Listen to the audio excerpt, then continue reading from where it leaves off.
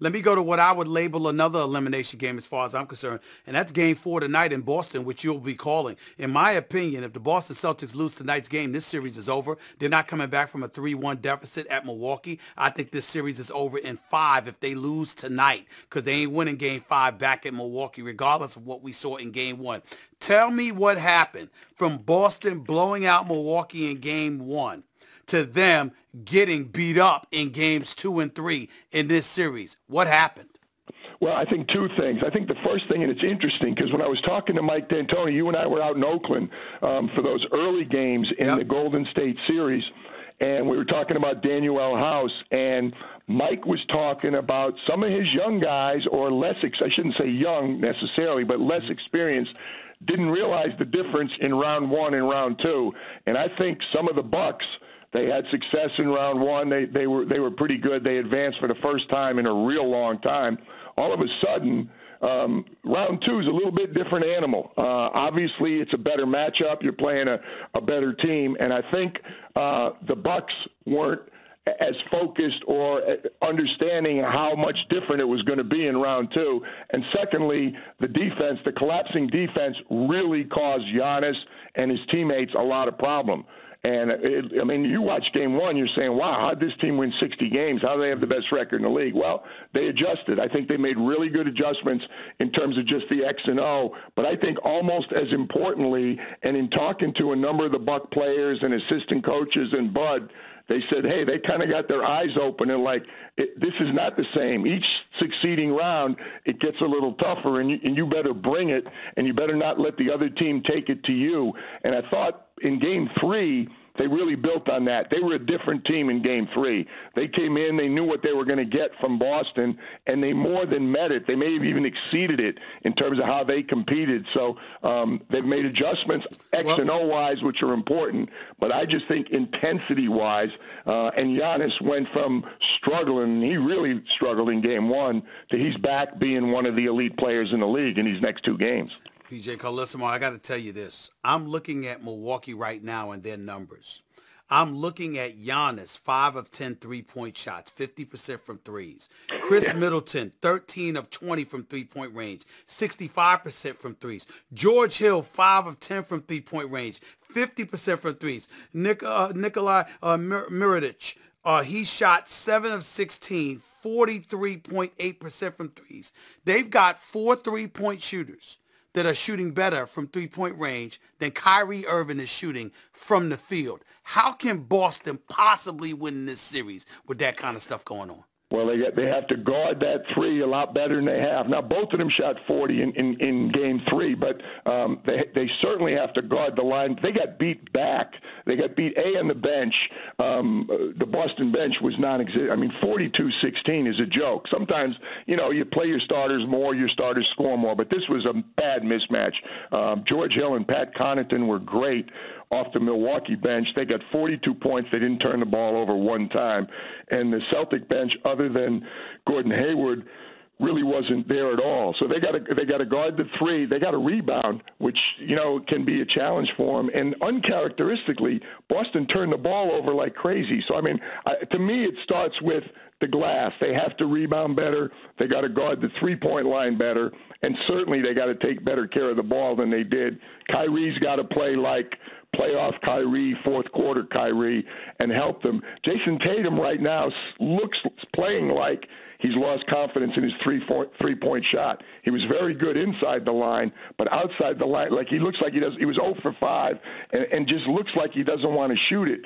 He was 0 for 2 in game 2, so he's in a bad slump right now, bad time. Hasn't made it 3 in this round yet, and they need him to step up. But I also think Milwaukee is a little bit better team. I think Milwaukee's the better team. And, when you're playing the better team, your guys can't just play, decently. They've got to exceed what they've done in the regular season. And you and I were just talking about Golden State, at times being up and down and not quite as dominant or consistently dominant.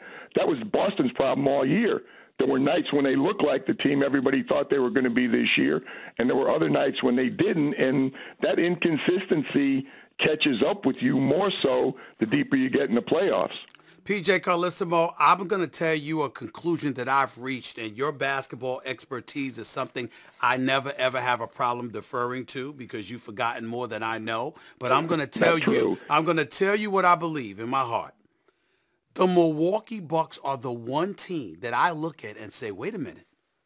They could beat the Golden State Warriors. Now, I know we have to talk about Golden State in Houston in just a second, but recognizing the reigning two-time defending NBA champions, 3 titles in the last 4 years, that is the Golden State Warriors, as the prohibitive favorite. When I look at any other team out there, I view Houston potentially giving them a run for their money. Boston potentially giving them a run for their money if things go right, et cetera, et cetera. But Milwaukee, because of their length, their defense, and their perimeter shooting and coaching, I think legitimately has a chance to beat a team like the Golden State Warriors due to Golden State's lack of depth. To that, you say what? The consistency worries me more than the depth. I just, you can't be up and down. And they've proven me wrong, by the way. When they were consistent and won, 73, they didn't win. And when they were in and out like they were last year, they turned it on and they did win in the end. But I think this year they're more vulnerable than they've been. They don't close out games very well at all. They let teams back in, and they still have a penchant for turnovers. They're so careless by their standards with the ball. I mean, when you score as much as they score, you're going to turn the ball over more. That's the thing that sometimes I think people don't realize. But I just don't think they're as tied together to this point as they've been. And I love the Bucks. And everybody's kind of forgetting Malcolm Brogdon was 50, 40, 90 this year. If when he comes back, I don't think it's going to be tonight, but if when he comes back, he gets close to what he's done in the regular season, that's a whole nother excellent player that Bud gets to add to the mix. PJ Carlissimo right here with Stephen A., ESPN Radio, ESPN News. PJ, let's transition to this series out here. But before we even get into that, you obviously watched Portland. You've watched Denver. What have you made of that series? And has this been a coming out party for the Joker himself, Nikola Jokic, who's averaging 26, 13, and 9 in this series against Portland? Talk to me about Denver for a second against the Blazers. You know, I thought it was going to be more a coming out party for Damian. Not that people don't know how good Damian Lillard and C.J. McCollum are, but I thought it was going to be more about them stepping up, and it's been Denver. You know, the country, we don't have them on enough nationally. I say we, ESPN or Turner. They didn't get the national exposure. Everybody knew their backcourt was very good. You know, people knew Murray. People should have known Gary Harris. People didn't realize how good the Joker is. There's no question, and he's so versatile. Still amazing to me that he and Nurkic were together in Denver. I mean, that's incredible. Nurkic, because he's hurt now and kind of forgotten, but you're talking 2 of the most skilled bigs in the entire league. I think it's a great series.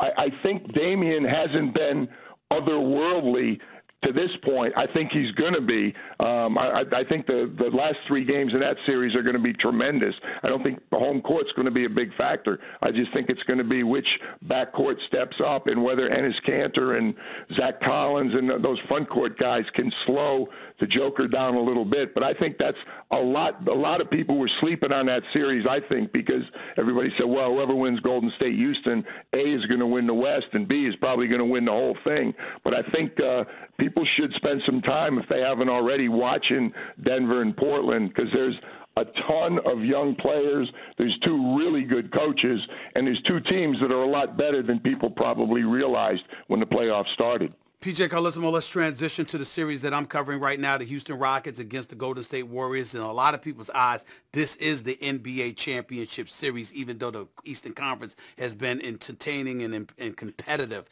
When you look at this series, how it unfolds, what did you take away from Monday night's performance by James Harden? I know Eric Gordon had a tremendous game. CP3 not as active, even though he's shooting a good percentage from the field. But it was James Harden hitting a couple of big shots down the stretch, finishing the game with 41 points. It was Steph Curry not being that guy, particularly in the last game, having arguably the worst postseason game of his career. What were your thoughts about what you saw following Game 3, Houston's win?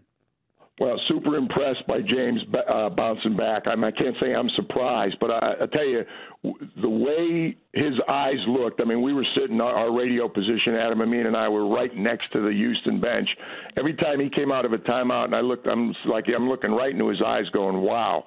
I wasn't sure there was going to be a lingering effect. They can't win. I mean, his talent, it's a good roster. It's a very good roster they've put together. Eric Gordon has played great. I think he's been their best player. Obviously, Chris Paul's a great player. I love P.J. Tucker's competitiveness and what he does. Capella, after game one, has been really good. They can't win unless James plays like that. He can't even play good. He's got to play great. He's got to make a big shot or two down the stretch for them to win. I'm not sure they can do it 4 times against them, but their only shot is when James Harden plays, like James Harden and just baffles the defense, with the passes, with the hitting the pick and roll guys. Golden State did a great job in the first 2 games, taking away the lob and the roll to the basket. And, if you can limit James to kind of one aspect of the game, let him score a ton, but he can't score a ton, get to the free throw line, and get a whole bunch of assists all at the same time. And he's able to do that. But I just can't imagine Steph missing the shots that he missed or Clay missing the shots that he missed down the stretch. I'm really looking forward to, after our game's over, just going back and watching this one tonight. Dissect this for me, PJ, as a shooter, because you've been around many shooters throughout your career. As a shooter, watching guys like a Steph Curry having that dislocated finger injury, it was on his non-shooting hand, but 2 of those fingers have been taped together. How much, if at all, of an impact did you anticipate, or would you really explain that may have had on his shooting performance over games 2 and 3? I think it definitely would. I don't think there's any question, particularly him, because people forget about Steph. He's so good at going to the basket and finishing inside. I think he and Kyrie are the 2 best, going over, using the backboard. They go in there, and it doesn't matter how big the guy is. They just shoot it higher up on the glass than they do. I mean, he tried to dunk the one, flat out just missed a layup on the other one. I don't want to give him a pass and saying he'll be the first one to say he should have made those shots. There's no question. But I think the same way that James' eyes, because it wasn't one eye, he got raked in both of them in game 2. That bothering him, I give Steph some love for that. But again, you got to play. It's different when you're playing with 2 fingers taped together. Yeah, I know it's his non-shooting hand, but I think it's a difference. And frankly, he gets a lot of deflections also. That's another thing he does on the other end. So I think it inhibits his defense a little bit. So, yeah, a factor for sure. But no, not a deciding factor, and not to miss some of the shots that Steph missed down the stretch. PJ Carlissimo right here with Stephen A., ESPN Radio, ESPN News. Before I let you get on out of here, just give me an answer. Denver, Portland, who wins that series? Portland. Golden State, Houston, who wins that series? Golden State.